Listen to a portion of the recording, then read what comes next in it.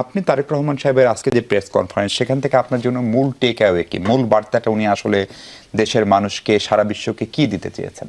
না, আপনি যদি এক কথায় বলেন যে রাজনীতির গুণগত পরিবর্তন এবং রাষ্ট্র ব্যবস্থাপনায় যে গুণগত পরিবর্তনের কথা বলা হচ্ছে, সেটি তিনি সম্পূর্ণভাবে ধারণ করে কথা বলেছেন। যেহেতু আমরা বিজয়ী হয়েছি, অথবা আমাদের দায়ও বেশি, সেই জন্য দেখবেন যে আগামীকাল কিন্তু আমিরে জামাতের বাসায় যাওয়া বা নাহিদ ইসলামের এনসিপির প্রধানের বাসায় যাওয়া, এবং আমরা মনে করছি যে বৃহত্তর জাতীয় স্বার্থে আমরা কাজ করব, সৌহার্দ্যতাপূর্ণ একটা সম্পর্ক থাকবে, কার্যকর বিরোধী দল থাকবে, কার্যকর সরকার থাকবে।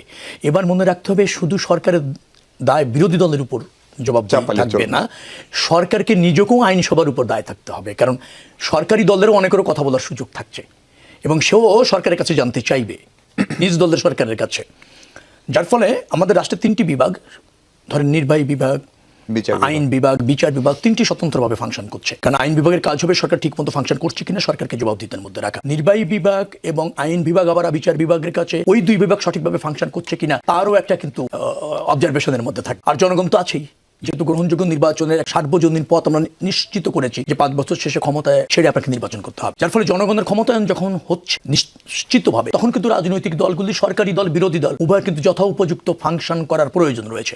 বিরোধী দল মানে শুধু বিরোধিতা করলেই হবে না, বিরোধী দলেরও দায়িত্ব রয়েছে। এবং কিভাবে আপনি বিরোধিতা করছেন, আপনার বিরোধিতা কি শুধুমাত্র রাজনৈতিক স্বার্থে নাকি বৃহত্তর জনগণের সাথে, রাষ্ট্রের স্বার্থে, সেটাও কিন্তু এখানে বিবেচনার বিষয় থাকবে। অর্থাৎ বিরোধী দলকেও কিন্তু সফল হতে হবে বিরোধী দল হিসেবে, সরকারকে তো সফল হতেই হবে। তো আমরা চাইবো যেটা, যে একটা কার্যকর পার্লামেন্ট, গণতন্ত্র, স্বাধীনতা, সার্বভৌমত্ব, জনগণের বৃহত্তর স্বার্থ, সে ব্যাপারে রাজনৈতিক দলগুলি কনসার্ন থাকবে এবং সেটা উত্তর সমৃদ্ধ করবার জন্য দেশ এবং জনগণকে যার যার অবস্থান থেকে একটা জোরালো ভূমিকা থাকবে, দায়িত্বশীল ভূমিকা থাকবে। সেই বার্তাটা তিনি দিতে সক্ষম হয়েছেন। জনাব আলম, উনি সম্ভবত সবচেয়ে বেশি জোর দিয়েছেন শান্তি শৃঙ্খলা বজায় রাখার উপর, আইনের শাসন ফেরানোর উপর, সুশাসনের কথা বলেছেন। উনি স্পষ্ট করে বলেছেন যে দুর্বলের উপর আক্রমণ করা যাবে না। আমাদের এখানে এবার ভোটের দিন সেই অর্থে সহিংসতা হয়নি বললেই চলে, এমনকি ভোটের ফলাফলের রাতেও এরকম সহিংসতা দেখেন, কিন্তু পরে বেশ কিছু সহিংসতার কথা ব্যারিস্টার নজিব একটু আগে বলছিলেন। জামাত বলছে যে অন্তত 4 জন নিহত হয়েছেন।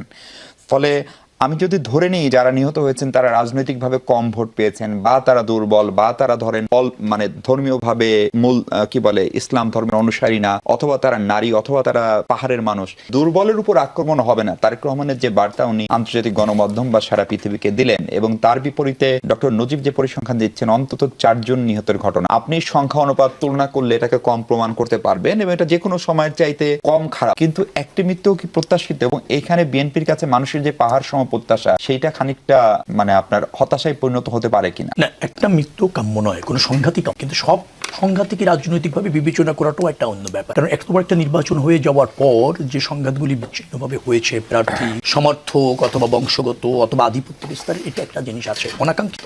ডেফিনেটলি যারা করেছে তাদের বিচারের আওতায় আনতে হবে। বিএনপি এখনো সরকার গঠন করেনি, ডেফিনেটলি এই সরকারেরও দায়িত্ব রয়েছে সেটা তদন্ত করে এখনই ব্যবস্থা নেওয়ার, এবং তার প্রতি আমাদের পূর্ণ সমর্থন রয়েছে। নিশ্চয়ই বিএনপি সরকার গঠন করলে এটার উপযুক্ত তদন্ত করবে। এবং আরেকটা কথা বলা, নিহত অনাকাঙ্ক্ষিত কোনোভাবেই, কিন্তু নিহত হলেই কিন্তু দায় আরেকজনের হয়ে, অনেক সময় আত্মরক্ষার থেকে তো নিহত। কারণ আমি আক্রান্ত শিকার হয়েছি, আক্রমণের জন্য দায় ধরেন আপনারই ছিল, কিন্তু আপনি আক্রমণ করার পর হয়তো পাল্টা আক্রমণ আপনি নিহত হয়ে, এরকম কিন্তু হয়। সেই জায়গাগুলি মানে রাজনৈতিকভাবে না দেখে ঘটনার সত্যতা যাচাই করে তদন্ত সাপেক্ষে আইনের আওতায় আনা দরকার আছে। এত বড় দেশ, এত রাজনৈতিক উত্তেজনা, তার মধ্যে একটা নির্বাচন শেষ হয়েছে, কোনো জায়গায় কিছু ঘটনা ঘটেছে এরকম, কিন্তু যেভাবে বর্ণনা করা হচ্ছে জামাত ইসলামের পক্ষ থেকে, আমি যতটুকু জানি সেভাবে ঠিক না। আমাদের আরেকটা জিনিস করতে হবে, সেটা হচ্ছে যে ঘটনার বস্তুনিষ্ঠতা যাচাই করেই ব্যবস্থা নেওয়ার ব্যাপারে যদি আমরা সব দল মনোযোগী হই, তাহলে এই সংঘাত কিন্তু কমবে।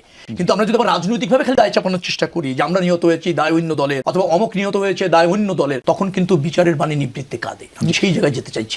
শেখ আলম, জামাতের পক্ষ থেকে 30টি আসনে পুনঃ ফলাফল গণনা দাবি করে সেই 30 আসনের বিজয়ী প্রার্থীকে শপথ না পড়ানোর জন্য নির্বাচন কমিশন বরাবর একটি দাবি জানানো হয়েছে। নির্বাচন কমিশন যদি এটাকে আমলে নেয়, তাহলে ইলেকশন কমিশনের যে আপনার শুনানি বা যারা এই সেমি কোয়াসি জুডিশিয়াল বডি, তাদের কাছে প্রেরণ করতে পারে। ফলে 30টা আসনের ভোট গণনায় কি আসলেও কোনো সংকট ছিল? আমি তা মনে করছি না। ভোট গ্রহণ না, শুধু ভোট গ্রহণ প্রক্রিয়া, গণনা প্রক্রিয়া, ফলাফল প্রক্রিয়া স্বচ্ছভাবে হয়েছে বিধায় আমার জানা এবং আমার দেখা। আমি নিজে যদি নির্বাচন করেছি, 36টা কেন্দ্রে আমি গিয়েছি, সেখানে গণনার সময় আমি উপস্থিত থেকে দেখেছি সব প্রার্থী তার রেজাল্ট শিটে সই করেছে এজেন্টরা, এবং সেখানে নিরপেক্ষভাবে গণনা হয়েছে। যেহেতু হাড্ডাহাড্ডি কয়েকটা লড়াই হয়েছে, উত্তেজনা থাকে, মনে করা হয় যে আমি ডিপ্রাইভ হলেও হতে পারি, বা গণনার মাধ্যমে যদি 2-3 হাজার ভোট বাড়ানো যায় কিনা, এরকম একটা শঙ্কা থাকে। কিন্তু আপনি দেখেছেন জামাত ইসলামের প্রধান কিন্তু গতকালকে বলেছে তিনি ফলাফল মেনে নিয়েছেন, নির্বাচন ভালো হয়েছে এবং এটা একটা ভালো নির্বাচন, অভিনন্দনও জানা হয়েছে বিজয়ী দলকে। তারপর আবার এখানে যা ওই যে বললাম আমরা কিন্তু বেরিয়ে আসতে চাই কালচার থেকে, কিন্তু আবার ওখানে একটু থেকে যাচ্ছি।